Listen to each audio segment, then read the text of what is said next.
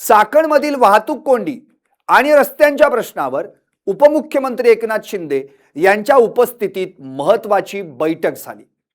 Short, mid आणि long term असे 3 स्तरांवर निर्णय घेण्यात आल्याची माहिती उदय सामंत यांनी दिली।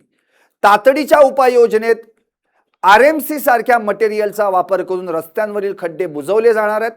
वेळेत काम पूर्ण न करणाऱ्या कंत्राटदारांना ब्लॅकलिस्ट करण्याचा इशाराही देण्यात आलाय। अनधिकृत पार्किंग आणि वाहतूक कोंडीवर पोलिसांकडून कारवाई केली जाणार आहे।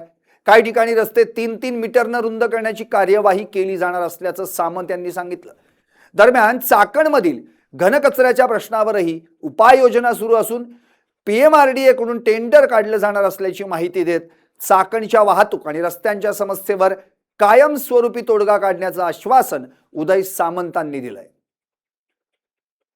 तुम्हाला भेटतोय आणि मी सकाळीच ज्यावेळी आलो त्यावेळी आपल्याला सांगितलं होतं की राज्याचा उद्योग मंत्री म्हणून जरी मी बैठकीचं आयोजन केलं असलं तरी राज्याचे उपमुख्यमंत्री आदरणीय एकनाथ शिंदे साहेब हे पूर्ण बैठकीला उपस्थित ऑनलाईन राहतील आणि त्या पद्धतीनं शिंदे साहेब जवळजवळ 2.25 तास या बैठकीला स्वतः ऑनलाईन उपस्थित होते आणि या बैठकीमध्ये अतिशय महत्त्वाचे निर्णय जे उद्योजकांना अपेक्षित होते, इथल्या ग्रामस्थांना, नागरिकांना अपेक्षित होते, ते घेण्यामध्ये आम्ही यशस्वी झालो।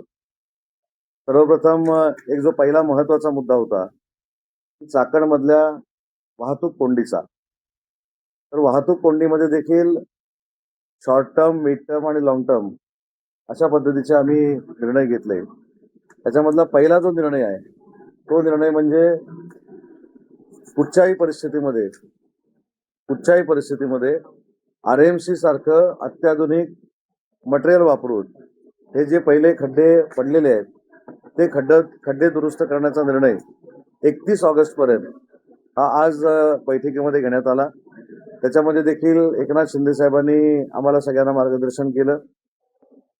अनेक रस्ते हे मंजूर झालेले आहेत, त्याच्यामध्ये पीएमआरडीचे रस्ते मंजूर झालेत, पीएमआरडीचे मंजूर झालेत, परंतु जानेवारीमध्ये टेंडर झालंय, आतापर्यंत ते वर्क ऑर्डर होऊन देखील रस्ते सुरू झालेले नाहीत।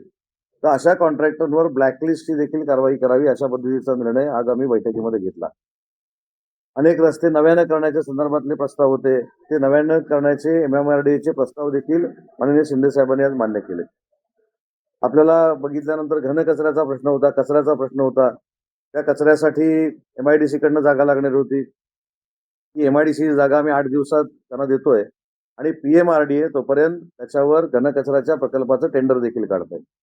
तिसरा महत्त्वाचा विषय, ज्या कंपन्या 700 एकर 800 एकर जागा घेऊन त्या ठिकाणी स्थापित झाल्यात आणि त्यांनी अग्रीमेंटमध्ये असं म्हटलंय की त्यांच्या इकोसिस्टीमचं ट्रॅफिक असेल किंवा रॉ मटेरियलचं ट्रॅफिक असेल तर त्याचं पार्किंग असेल, हे आम्ही आमच्या जागेमध्ये करणार आहोत।